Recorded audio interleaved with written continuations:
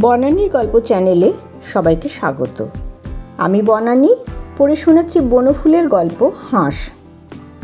সুরেনের বয়স বছর 20, ভালো ছেলে, ইংরেজিতে অনার্স নিয়ে ভালোভাবে বিএ পাশ করেছে।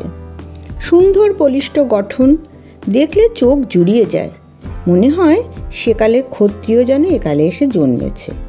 নির্ভীক মুখের ভাব, উৎসুক চোখের দৃষ্টি, সমস্ত চেহারায় পবিত্রতা যেন মূর্ত হয়ে উঠেছে।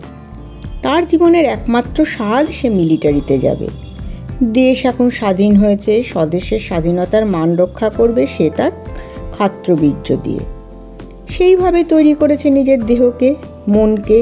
সকালে উঠেই ডাম্বেল মুগুর ভাজে, বিকেলে খেলাধুলো করে, পরে সেই সব বই যাতে বীরত্বের কথা আছে, আইভানহো, কেনিলওয়ার্থ, রাজপুত জীবন সন্ধ্যা, মহারাষ্ট্র জীবন প্রভাত, আনন্দমঠ, এই ধরনের বই পড়তে ভালো লাগে খুব। সুরেনের বাবা একজন বড় অধ্যাপক। তিনি বলেছিলেন সুরেন ভালোভাবে বিএ পাশ করলে তাকে বন্দুক কিনে দেবেন একটা। বন্দুক রাখতে হলে পাস চাই, পাসের ব্যবস্থাও করে দেবেন বলেছিলেন একজন বড় পুলিশ অফিসার মিস্টার ঘোষাল, সুরেনের পিতৃবন্ধু। হাতে বন্দুক না থাকলে কি সৈনিক হওয়া যায়? সুরেন অবশ্য তার বন্দুক নিয়ে হাতটা আগেই ঠিক করেছিল। হাতের লক্ষ্য ভালোই হয়েছিল তার, কিন্তু পরের বন্দুক তো সর্বদা পাওয়া যায় না, নিজের সুবিধা মতোও পাওয়া যায় না। তাই অনভ্যাসের জন্য হাতের লক্ষ্য মাঝে মাঝে বেঠিক হয়ে পড়ে। সে আশায় ছিল কবে নিজের বন্দুকটি পাবে।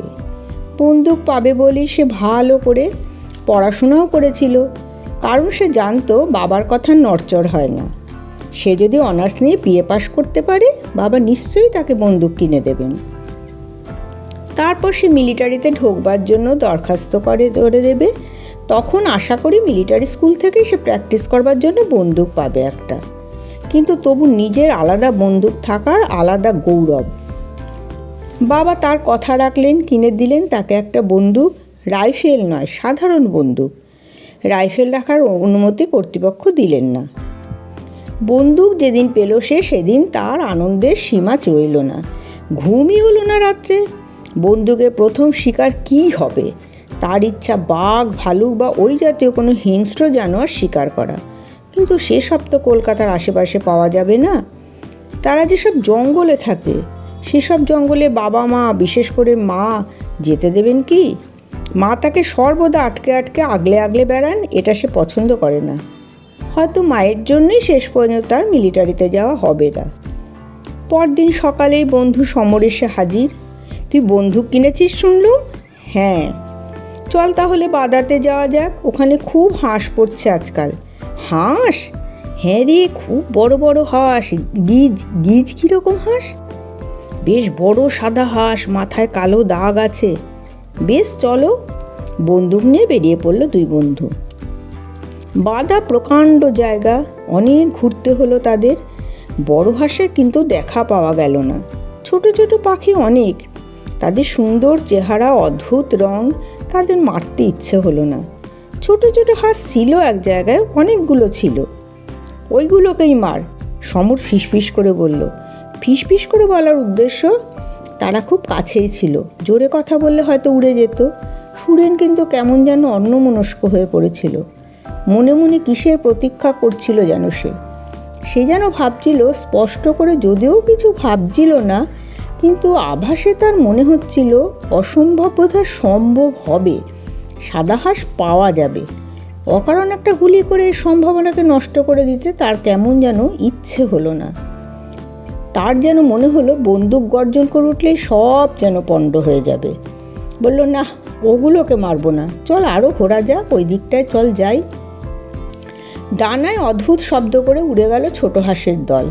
সুরেনের মনে হলো সাদা হাঁসকে খবর দিতে গেল বুঝিবা তারা। আরও অনেক ঘুরতে হলো। তারপরে সন্ধ্যার একটু আগে অদ্ভুত কাণ্ড হলো একটা। সাদা হাঁস পাওয়া গেল, কিন্তু কি অদ্ভুত, সুরেনের যেন মনে হলো নীল সরোবরের মাঝখানে বসে আছে হাঁসটা। বাদার ঝোপ জঙ্গল যেন কিচ্ছু নেই, সমস্ত পরিষ্কার হয়ে গেছে মন্ত্র বলে। নীল সরোবর মূর্ত হয়েছে একটি, আর তার মাঝখানে বসে আছে সাদা হাঁস, ধপধপে সাদা, তুষার শুভ্র। সাধারণত হাঁসেরা দল বেঁধে থাকে, এ কিন্তু একা রয়েছে। আর একটা জিনিসও এর অন্যরকম মনে হলো।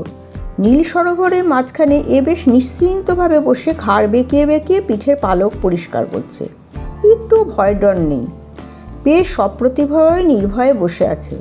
সুরেন খানিকক্ষণ সবিস্ময়ে চেয়ে রইল। এমন হাঁস সে আগে দেখেনি। মাথার কাছে কালো দাগ নেই তো, সব সাদা। তারপরে হঠাৎ হাঁসটা সুরেনকে দেখতে পেল। দেখতে পেয়ে স্থির হয়ে রইল কয়েক মুহূর্ত। তারপর সুরেনের হাতে বন্দুক দেখে সে যেন বুঝতে পারল সুরেন তাকে মারতে এসেছে।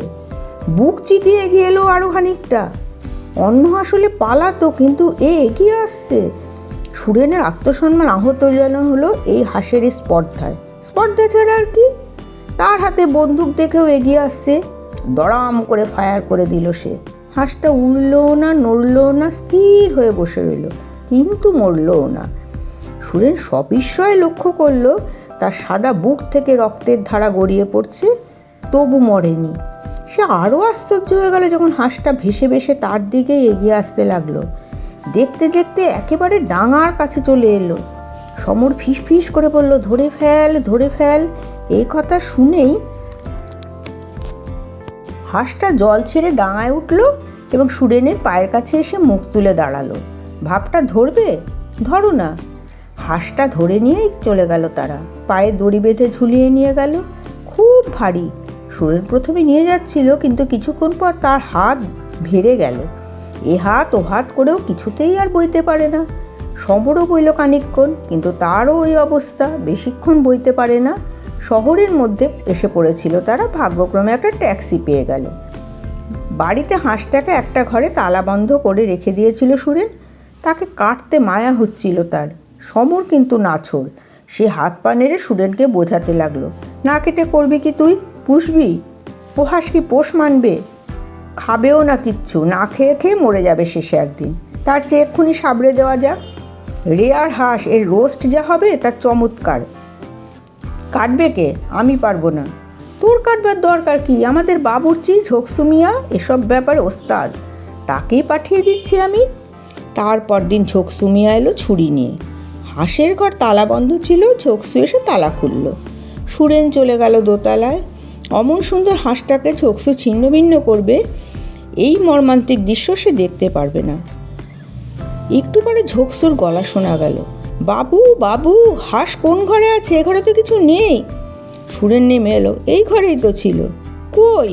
সুরেন অবাক হয়ে গেল। হাঁস অন্তর্ধান করেছে। একটু পরে সুরেন আরও আশ্চর্য হয়ে গেল। তার ঘরে সরস্বতীর যে ছবিখানা টাঙানো ছিল, সে ছবিতেও হাঁস নেই। হাঁসের জায়গাটা খালি। সেই দিনই রাত্রে একটা অদ্ভুত স্বপ্ন দেখল সুরেন। সেই হাঁসটা যেন তার ঘরে ঘুরে বেড়াচ্ছে। তারপর সুরেনের খুব কাছে এসে বলল, কই, আমাকে মারতে পারলে? আমাকে মারা যায় না। আমি যে মা সরস্বতীর বাহন। মায়ের সমস্ত ভার যে আমিই বহন করি। আমি ভাষা। আমার ছবিতেও তুমি ছিলে? ছিলাম বই কি। আর ফিরে আসবে না আমার ছবিতে? আসবো বই কি। তোমাকে ছেড়ে আমি কতক্ষণ থাকতে পারি? আমি যে তোমার ভাষা। তোমাকে একটু ভয় দেখাচ্ছিলুম খালি। পরদিন সকালে উঠে সুরেন দেখলো হাঁস তার ছবিতে ফিরে এসেছে। এর দিন কতক পর শিলচরের নিদারুণ খবরটা কাগজে বেরোলো। মিলিটারি গুলিতে 11 জন ভাষা সত্যাগ্রহী প্রাণ দিয়েছেন। ভাষা সত্যাগ্রহীদের উপর গুলি চালিয়েছে মিলিটারি। যাদের কাজ সত্য শিব সুন্দরকে রক্ষা করা, সে ঠিক করে ফেললো এই মিলিটারিতে আর সে যাবে না। যদি দেশে কোনো দিন এমন মিলিটারি হয় যারা কেবল অন্যায়ের অসত্যের বিরুদ্ধে লড়বে, তখন সে যাবে, এখন নয়। সে এমএ ক্লাসে ভর্তি হয়ে গেল।